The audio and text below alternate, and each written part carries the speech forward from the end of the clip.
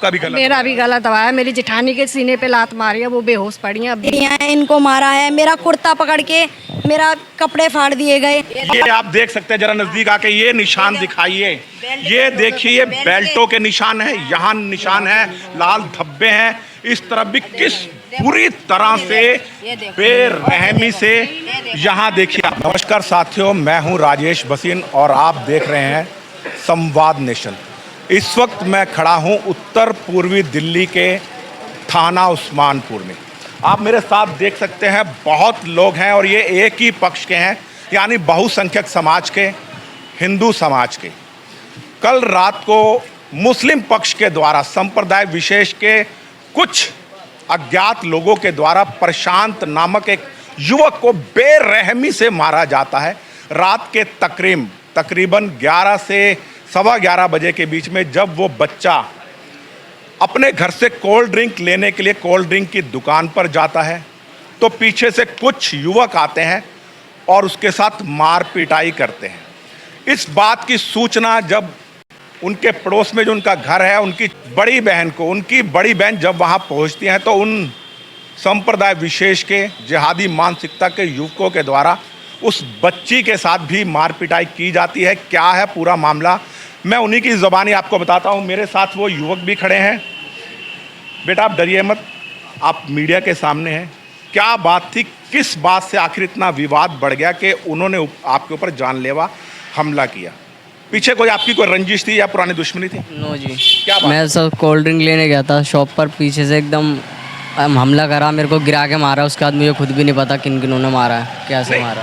कोई तो कारण रहा होगा, कोई अनजाने तो किसी को नहीं मारता। जी आप बताइए। जी चौकी रख रखी थी, वहाँ पे आके बदतमीजी करते थे। चौकी किस चीज की? गणेश जी की। गणेश चतुर्थी की आपने चौकी रख रखी थी। संप्रदाय विशेष के युवक वहां आकर बदतमीजी करते थे, तो इन्होंने कंप्लेंट करी, तो उन्होंने कहा जिनके विसर्जन होना उसके बाद देखेंगे इनको। मतलब आपको ये धमकी दी गई कि एक बार मूर्ति विसर्जित होने दो, उसके बाद देखेंगे, हम आपको देखेंगे। और कल ये कारनामा उन्होंने कर दिखाया। जी बताइए। फिर जी कोल्ड ड्रिंक लेके जैसे उतरा हूँ, मेरे को पीछे से मारा गया। पीछे से 2-3 बंदों ने गिरा के मारा। फिर तो मेरे को कुछ भी नहीं पता, मैं बेहोश हो गया था खुद। आप बेहोश हो गए थे? आप उसके बाद कुछ नहीं पता? नहीं जी। उसके बाद जब उनकी बड़ी बहन को सूचना दी गई, बिटिया आपका नाम क्या है? मेरा नाम सरिता है। हाँ सरिता बिटिया, आप बताएंगी आपको कैसे मालूम पड़ा कि आपके भाई को चोट लग गई और कुछ लोग पीट रहे हैं? मेरे पड़ोस के लड़के ने आके मुझे बताया कि सोनी दीदी आपके भाई प्रिंस को घेर के कुछ लोग मार रहे हैं। जब मैं वहाँ पे गई, मैंने पूछा कि किसने मारा, तो सब चुप खड़े थे, कोई भी कुछ बताने के लिए राजी नहीं। कोई बोल रहा है उस गली के लोग ने मारा है, कोई बोल रहा है किसी उस गली में रहता है उसने मारा है। सब खड़े हुए थे और कहते हैं यहाँ से जाओ, यहाँ से, ऐसे भगाने लगे धक्का वक्का मार के। उसके बाद शोर शराबा सुनकर जब मेरे पड़ोसी मेरा बीच बचाव करने आए हैं कि हाँ भाई लड़की माँ बेटी को तुम लोग कैसे ऐसे भगा रहे हो, कैसे बोल रहे हो कि जाओ, उसके बाद सीधा उन लोगों ने हाथापाई कर दी है। उसके बाद ये यहाँ इनको मारा है, मेरा कुर्ता पकड़ के मेरा कपड़े फाड़ दिए गए। आपके अंग वस्त्रों के साथ भी छेड़खानी की। कौन लोग थे, क्या नाम है उनका? उनका नाम अरशद है और सद्दाम है, और क्या नाम है, नादिर का भाई भी था, और सानू के भी 2 भाई थे। तो और भी अज्ञात लोग? और भी बहुत सारे लोग थे, कम से कम 100-150 लोग। 100-150 लोग थे। भीड़ ने हाँ आपको पीटा? हाँ सर, लात मारी सीने पे लात मारी। औरतें, बहुत सारी औरतें जब आगे थी गिरी हैं, फिर इनको मारा है बुरी तरह। सर इतने बड़े बड़े पत्थर, ईंटें, बेल्टें निकाल ली गई। मदर कहाँ पर है आपकी मदर? मेरी मदर सर अभी। और कोई महिलाएं बता सकती हैं जिनके साथ मार पिटाई हुई थी? आप बताइए। बहन आपकी, बेटा आपका नाम क्या है बताइए? राजकुमारी। आप पीछे हटिए। राजकुमारी। क्या हुआ था, जैसे बिटिया बता रही है, ये सत्य का है? गई थी बीच बचाव करने, तो हमारे भैया आए थे, इन्होंने बीच बचाव करा, उल्टा उन्होंने ही मारा है। चढ़ गए हैं, इनको भी मारा, बेल्टों से भी मारा है, चैन भी खींची, हाथापाई भी करी है, मेरा भी गला दबाया है। आपका भी गला? मेरा भी गला दबाया। मेरी जेठानी के सीने पे लात मारी है, वो बेहोश पड़ी है अब भी। महिलाओं के साथ दुर्व्यवहार हुआ, उसके बाद आपने पीसीआर कॉल करी थी, 112 पे फोन करा था, क्या हुआ उसके बाद? सर कहते हैं कि अभी आ रहे हैं। फिर उसके बाद पुलिस आई भी है, 2-3 कॉल के बाद एक्शन हुआ है कि हाँ भाई पुलिस आई है। फिर बोलते हैं कि आप लोग खुद बाहर आ जाओ, हम खड्डे पे ही खड़े हैं, हम अंदर नहीं आएंगे, आप लोग हमें बाहर लेने आ जाओ। क्यों, क्या वजह है? कि आप आ जाओ बस बाहर। हम पुलिस वाले वहाँ जाने से डर रहे थे। हाँ कि उनके साथ भी हाथापाई नहीं। हाँ, इसलिए वो कह रहे थे आप लोग बाहर आओ। और व्यक्ति है जो वहाँ पर मौजूद था जो बता सकता है ऑन द कैमरा वहाँ पर कि क्या हुआ था उस वक्त, क्या हुआ था आपके साथ? आपका नाम, आप अपना नाम बताइए सर। ताराचंद। ताराचंद जी, क्या हुआ था वो कल रात को? वो ऐसा था, ये चौक पकड़ी थी, वहाँ पर कुछ हिंदू मुसलमान लोग खड़े हुए थे। ठीक है, हम गए, क्या हुआ, तो इसने बोला कि मेरे भाई को मारा है। तो मैंने यूँ पूछा भाई किसने मारा है, तो मैंने मारा था भाई, क्यों मारा है, कोई बात नहीं, इतने ये बात की तो सब चढ़ गए, बेल्ट पानी हाथ सब ये सब। ये आप देख सकते हैं, जरा नजदीक आके ये निशान दिखाइए, ये देखिए बेल्टों के निशान है, यहाँ निशान है, लाल धब्बे हैं। इस तरफ भी किस बुरी तरह से बेरहमी से यहाँ देखिए आप, यानी आप सोच सकते हैं निर्दयता से जिस तरह जानवरों को पीटा जाता है, लोहे की चैन से, बेल्ट से। ताराचंद जी को चैन तोड़ के ले आपकी गोल्ड की चैन भी थी, वो भी तोड़ के ले वो भी ले गए छीन के। टूटे पुलिस ने अब तक क्या कार्रवाई करी है? अभी तो लिखा, अभी कोई नामजद रिपोर्ट नहीं दर्ज करी किसी के खिलाफ? नाम तो लिख लिए। कितने लोगों को गिरफ्तार किया गया?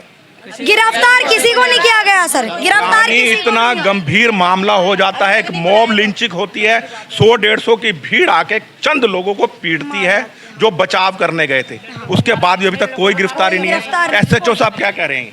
एसएचओ साहब ने सर आज बयान लिया है। आज बयान कि मैं बोल रहे थे कल आए थे हम, हमारी एमएलसी में भी 6 घंटे लगा दिए और किसी को एक टैबलेट प्रोवाइड नहीं करी गई। रात के 11 से 11:30 बजे के बीच ये हादसा होता है, हाँ, हादसा नहीं उसके कहूँगा, बाद- हमला होता है। हाँ। उसके 6 घंटे के बाद आपके एमएलसी करवाई, हाँ, कोई और एक यानी सुबह 5 बजे। हाँ, हमें 6 बजे छोड़ा है।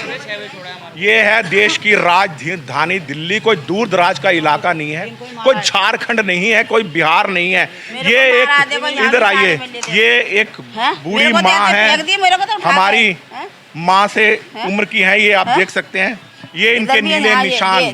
जब ये बीच बचाव करने जाती है तो इनको भी पीटा जाता है बेरहमी से। ऐसा फेंक दिया जैसे क्या आपका नाम क्या है? मेरे नाम क्या है को आपका? पूनम देवी। पूनम जी, आपकी उम्र कितनी होगी? वो 60 साल।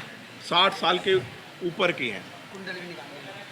और ये आप देख सकते हैं, ये खाली कान है, सोने का कुंडल था, एक ही कुंडल निकला है। हाँ, एक दे रहा। एक तरफ का ये देखिए, आप दिखाइए, ये एक तरफ का कुंडल हमारी बहन के कानों में है, इधर का कुंडल गायब है। ये कुंडल भी यानी वो इस इरादे से आए थे, मारने के इरादे के आए थे, और साथ में जिसके हाथ में इनके गले में चैन थी वो चैन छीनकर भाग गए।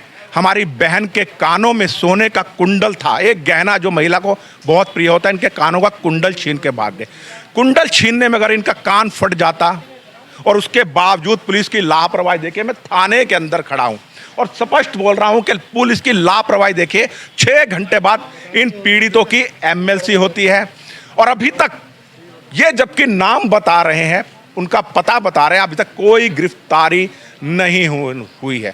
मैं कहना चाहता हूं उत्तर पूर्वी दिल्ली के डीसीपी साहब से, एडिशनल डीसीपी साहब से, आप तुरंत विवेचना कीजिए और जो दोषी पुलिस अधिकारी है उनको भी दंडित कीजिए।